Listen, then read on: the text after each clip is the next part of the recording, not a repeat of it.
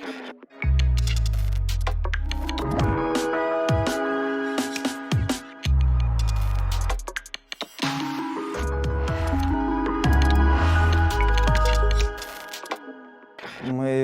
занимаемся именно нейрореабилитацией по восстановлению при спинномозговых травмах, там, черепно-мозговых, ДЦП, инсульт, травмы, без разницы в этом направлении.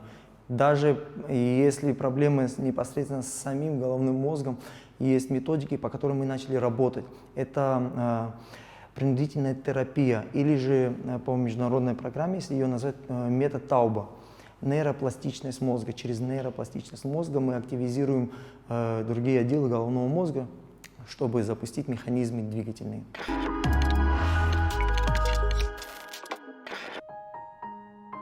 Реабилитация – сложный процесс восстановления и возвращения к обычной жизни людей, оказавшихся в трудной жизненной ситуации по разным причинам. Это могут быть болезни, травмы, патологические нарушения, врожденные или приобретенные ограничения здоровья. К сожалению, в Абхазии пока нет специализированного реабилитационного центра, но уже есть клуб, где молодые специалисты оказывают всю необходимую помощь. С командами мы начали работать с первого дня. Мы исходим из того, что еще при ассоциации инвасодействия к нам на практику направляли студентов с университета. Мы их подготавливали. Потом различные иностранные программы международные, в которых я был задействован. Мы готовили инструкторов по лечебной части. После уже я в 2012 году начал работать в других клубах. И постепенно уже в частном порядке начал подготавливать ребят. На сегодняшний день команда состоит из 7 человек. Но и это не предел всему остальному, потому что многие из них за пределами Абхазии работают, многие из них в других клубах работают. Но в данной ситуации в этом зале непосредственно работает до 7 человек.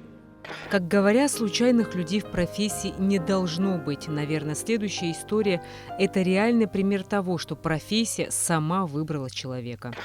Наверное, сказать нужно, что у меня первое образование юридическое, поскольку у нас чуть сложно найти работу по окончании вуза.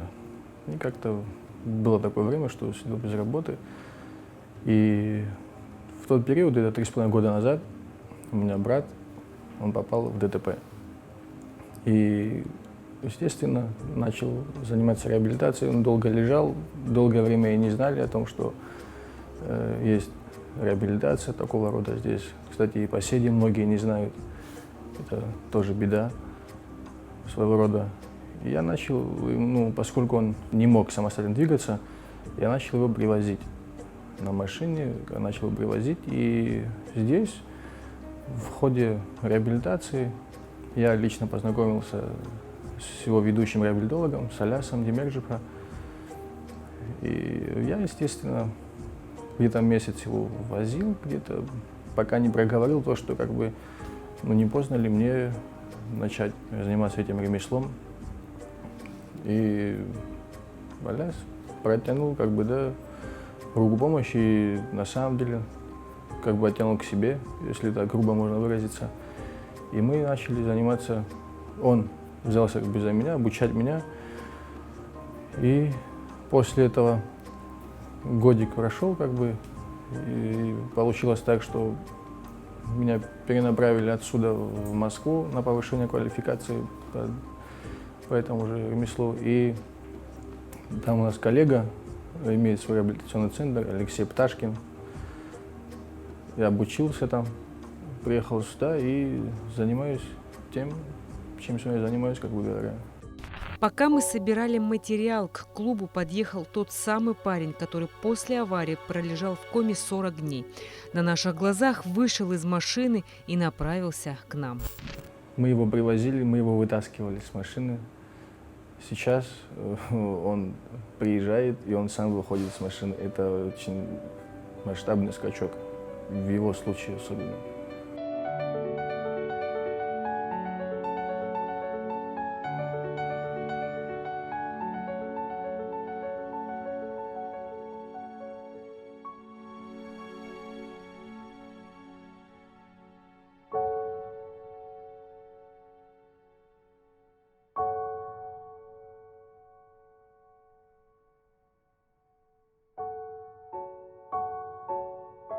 черепно-мозговая травма у него была. Кстати, у нас, насколько вы понимаете, знаете, люди тяжело больные, да, люди, когда особенно в первые вот фаза такая горячая, 40 дней, месяц, они, когда лежат, многие не трогайте, к ним подходить нельзя, все. Но на самом деле это не совсем так, это неверно. На фоне того, что он долго лежал, у него произошла осификация тазобедренного сустава. И, естественно, это тоже дало свои негативные плоды, ограничения в движении. И все, что мы сейчас делаем, как бы даем ему мобильность, побольше передвигаться, побольше движений. И не только, конечно. Ну, спектр большой о том, что, как он себя чувствует и что ему еще нужно пройти, что нужно делать. Но в целом он чувствует себя хорошо. Исходя из того, что каждому подопечному индивидуальный подход, и нужно понимать виды травматизации. Если это речь идет о черепно-мозговых травмах, спинномозговых, инсульт, ДЦП, это неврологического характера, там своя специфика, там своя реабилитация. Если речь идет о дегенеративно-дистрофических изменениях, там, грыжи, протрузии, сколиозы и все тому подобное, механические травмы и переломы, это другого рода реабилитации требует. Нехватка в медоборудовании персонально, специализированно, оно есть на сегодняшний день. Ну, само медицинское оборудование, оно дорогостоящее, но исходя из того, что у нас куратологическая страна, можно было бы развивать это направление в Абхазии на государственном уровне, а не в частном порядке, чтобы было доступно многим гражданам. Поездив по другим реабилитационным центрам и пройдя практику и обмен опытом, я понимаю, что мы могли бы это все здесь соорганизовать. Еще один реабилитолог Ахра Чаковани, одна из его подопечных Милана Аджба с диагнозом ДЦП. Благодаря поддержке девушка обрела новую жизнь. Она поверила в собственные силы и поняла самое главное – ДЦП – это не приговор. Сейчас Милана готовится к открытию собственного благотворительного центра помощи «Мы вместе» для людей с ОВЗ в Цандрипше. Со времен школы еще связан был со спортом, закончил школу и думал уже, куда поступать. Я занимался профессионально спортом, карате, и после этого уже думал, на кого мне поступать. И пришел к тому, что поступлю на физкультурный, на педагогический факультет, на адаптивную лечебную физкультуру. И вот с этого у меня уже все началось. На третьем курсе у нас пошел раздел лечебной и просто физкультуры тренером в школе. И вот я выбрал направление лечебную физкультуру, адаптивную. Также попал, после моего выбора, я попал к Алясу Демирджипа. Нас вызвал декан и сказал, кто хочет ассистирование к Алясу Демирджипа. Вот я согласился, и с этого все пошло. У нас пошли первые пациенты, пошло обучение, увидел все, что Аляс делает, с ним рядом стоял, все это, я сам через это все проходил вместе с ним, и мне это понравилось, и вот с этого все началось. У нас открылся реабилитационный центр уже 1,5 года, как в Гудаутах. Вот, и я от Сухума езжу один человек в Гудауту. Я вот единственный реабилитолог от Гудауты и дальше до границы. А в Гудауте сколько у вас пациентов? Может, какая-то определенная возрастная категория? С какими проблемами к вам тут? Да, там у нас детский реабилитационный центр. Возрастная категория до 14-15 лет. В основном детский церебральный паралич. Я уже вот 5 лет в сфере реабилитации, и о чем вы сейчас сказали, я это видел, потому что я работал с этими людьми, я каждый день с этими людьми встречался и слышал, и знаю такие семьи. Но вот сейчас немножко уже, да, люди начали приезжать, потому что люди понимают, что детям необходима реабилитация. потому что это основной диагноз, а уже впоследствии идут сопутствующие заболевания, которые укорачивают жизнь ребенку. Так что нужно обязательно заниматься. И хорошо, что люди это поняли, и на сегодняшний день многие уже приводят детей. Мои коллеги, многие из них работают за пределами города. Потребность есть и за пределами, потому что многие съезжаются в столицу и здесь по факту проходят реабилитацию. Но это не есть удобно для пациентов. В команде реабилитологов есть хрупкая девушка Ярна Зантая. Сложно представить, что такая молодая и юная девушка не просто за здоровый образ жизни, правильный подход к реабилитации, но еще и пропагандирует родной абхазский язык. Теперь в Абхазии есть специализированное пособие на абхазском языке. Можно сказать, что меня и сподвигла та ситуация, которая происходит в Абхазии уже не первый год. Это и ДТП, и люди с различными заболеваниями. Из года в год я наблюдала за этими людьми, я понимала, что им нужна помощь, и я знала ситуацию, что у нас мало специалистов, которые могут им помочь, и это не всегда доступно для людей. Тогда я поступила в Абхазский государственный университет, но нам не открыли отделение адаптивной физкультуры, и я перешла на педагогическое направление, но через полгода старшие, зная мои цели и желания, они мне сказали, что есть такой специалист Демирджи Пааляс, и посоветовали мне прийти к нему на консультацию. Придя сюда, я получила одобрение, он взял меня под свою опеку, если можно так выразиться, и начал меня обучать. На сегодняшний день обучение продолжается, но я также практикую лечебную физкультуру.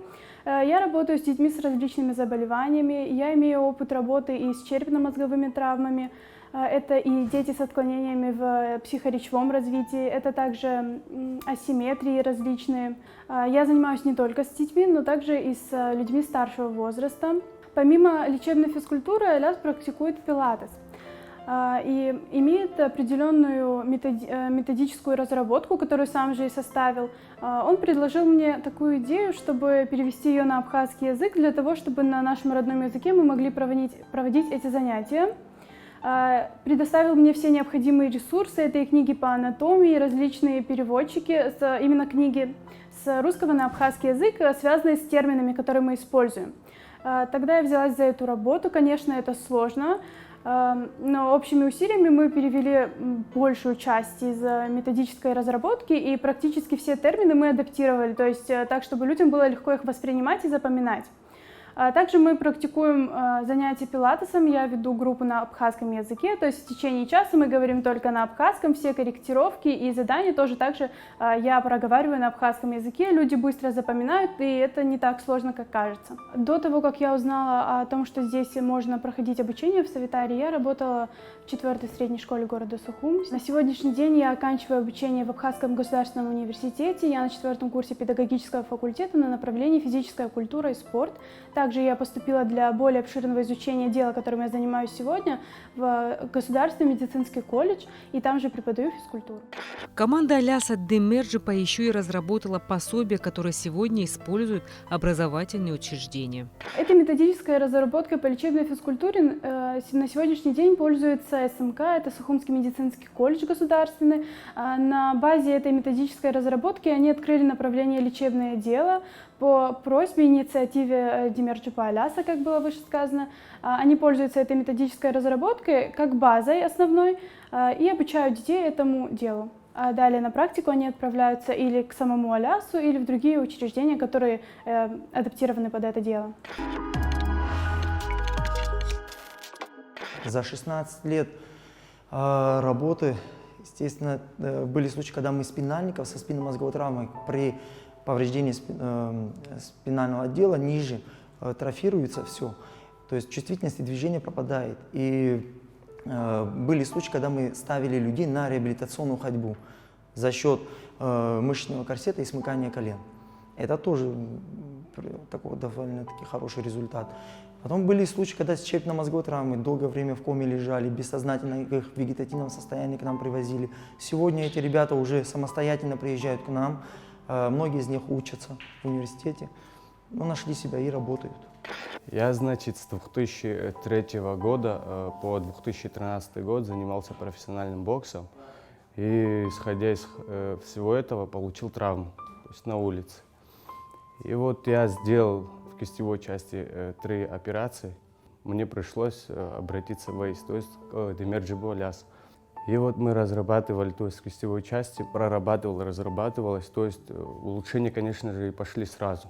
В течение месяца, 2-3 месяцев уже были положительные. Потом, то есть Аляс просил, то есть давай, ну, вот, оздоровительный процесс обучения лечебной физической культуры, давай позанимаемся, обучу.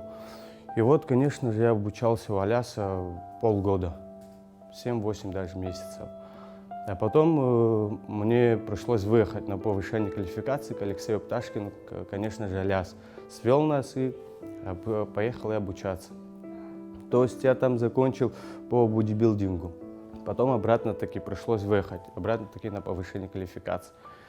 То есть, ну, я потом там закончил по позвоночному столбу, то есть по реабилитации, сертификат. А так, конечно, что я могу сказать по нашей работе? Очень много больных на самом деле. Те, которые лежат на дом, не могут приехать, то есть обслужить их, то есть тяжело. Мы выезжаем, то есть на дом, помогаем в помощь, как бы, да. Не у всех, то есть семейное положение, но у всех по-разному. Приехать, то есть не получается, нужно идти на дом. Вот приходим на дому, то есть нету конкретной такой условий, чисто чтобы на дому заниматься, насчет инвентаря, то, что надо. То есть это все, ну, по-домашнему, то есть не организовано. Да, приходится с ними заниматься, то есть в длительном сроке. А я нашел себя, и это мне нравится, то есть это благотворительный, то есть труд, это нужно работать, ценить, конечно же. То, что ты умеешь, то, что ты делаешь, это в помощь людям и в помощь себе, в первую очередь. Ты это знаешь, ты через себя это провел. То есть у меня лежала бабушка с инсультом. То есть этого всего мы не знали, когда у нее было это. Но это был где-то 2000 год. И вот лежала бабушка, а мы не знали даже, есть это у нас обучение лечебной физической культуры, то есть вкратце ЛФК говорить. То есть мучились на самом деле, привозили, увозили то по больницам и все остальное. Но если бы, я думаю, если я знал бы то есть если я знал бы ту профессию, которая сейчас вложена в мои руки, то есть можно было избежать хоть какое-то время. В школьные годы я пошел на футбол, в Абазг, играл долгое время, и спорт был мне близок. Я решил поступить на адаптивную физическую культуру на Абхазский государственный университет. И в 2008 году параллельно я поступаю в Сухумский медицинский колледж. В процессе обучения я начал работать в ассоциации инвасодействия. И уже в последующем там различные выезды с повышением квалификации в Таиланд, в Турцию, в Крым, в Россию объездили. Добро порождает добро. Само здание Советара принадлежит Тимуру Заркову. Он нам его отдал в пользование, исходя из того, что мы занимаемся вот подобной благотворительной деятельностью. Ну, а я благодарен тем людям, на самом деле, которые меня подтянули и поддерживают на сегодняшний день, и понимают. И спасибо Демирджибу Алясу, и спасибо моим коллегам, что мы на самом деле выбрали и нашли себя, и продолжаем, продвигаемся. Аляс, сейчас вы всю свою работу проводите в здании Советара. Но мы выехали за город, где мы сейчас находимся, куда вы нас сейчас привезли? 5 октября открывается реабилитационно-стационарный зал, «Дар» называется. Давайте пройдем в здание. Реабилитационно-стационарный зал. Данная комната — это приемная, раздевалка. Пройдем в зал основной. Здесь будут как групповые занятия, так и индивидуально-персональные. Завезены специализированные тренажеры. Часть здесь лежит, часть в дороге, часть в других залах. Все это будет комплектоваться и уже в готовом формате потом покажем. Вот здесь у вас очень интересное оборудование, но видно, что оно не Оно фабричного производства. Да. Что оно из себя представляет и вообще как это было сделано? Это специализированный тренажер, имитатор ходьбы, предназначен для активизации хода действий спинальников. Также мы еще установим стопоразрабатыватель самодельный. Заводская цена 200-250 тысяч, поэтому один из наших спинальников, Цацба, в свое время выехал, взял чертежи, привез сюда, и уже наши кулибины, они смастерили то, что есть, и довольно-таки по цене это доступно, нежели чем заводскую покупать. Ведь пока они еще у вас не собраны, но что он из себя представляет, достаточно интересный у вас, да? Инверсионный тренажер предназначен для разгрузки позвоночного столба. Далее аккуратно, тросовый тренажер. Вот. Ну и последующие они уже, когда приедут сюда, уже будем видеть. У вас еще есть какие-то комнаты? У нас есть стационарная комната. Давайте пройдем. Стационарная комната для лежачих больных после выписки с больниц, там, после инсульта, с черепно-мозговых, ДТП, первый постреабилитационный период, чтобы они могли здесь стационарно проходить, а не так, что с дому ездить, это накладно, это неудобно. Предоставляем подобную комнату со специализированной кроватью на пульте, с доп. Местом и с прилагающей соответствующими услугами. Это получается, что с больным человеком может находиться здоровый, который будет с ним вести за ним наблюдение какое-то. Тут предусмотрены питание, режим, распорядок дня, свой повар, своя сиделка, медсестра, которая, если по надобности, будет проводить процедуру. И, соответственно, врачи, если нужно будет, они будут выезжать. Ваша работа уже на слуху за пределами Абхазии. Насколько я знаю, к вам кого-то везут на лечение. Что это за история такая? Ну вот, если так говорить, что у нас были пациенты с Москвы после инсульта. К Федотович. Инсульт, это полковник до Пущева, он еще возглавлял политотдел России. Привезли его сюда, мы его останавливали, удовлетворительно, все хорошо прошло, восстановили, самостоятельно перемещается. После этого к нам на реабилитацию хотели прислать с Грозного девушку после инсульта, 24 года ей было. Она пока еще в реанимации лежала, у нас шли разговоры по этому поводу, но зал еще и комната стационарная не была готова. Мы ее перенаправили в Москву. С Москвы были случаи, там, с Ростова пациентка должна была приехать лечь, но там в силу определенных обстоятельств. Опять-таки в график мы не укладывались с постройкой и с вводом эксплуатации, поэтому немножко это все оттянулось. И на сегодняшний день уже где-то через месяц, может быть максимум полтора, с Москвы ожидаем пациентку, 24 года, перенесла инсульт, порез правосторонний, речь отняло, мы будем ею работать, заниматься.